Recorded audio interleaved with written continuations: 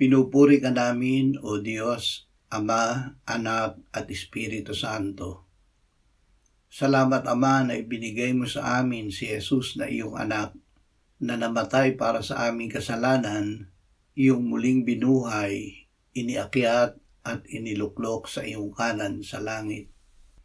Salamat na ibinigay mo sa amin ang iyong banal na Espiritu at sa pamamagitan niya ay ibinuhos mo ang iyong pag-ibig sa aming puso.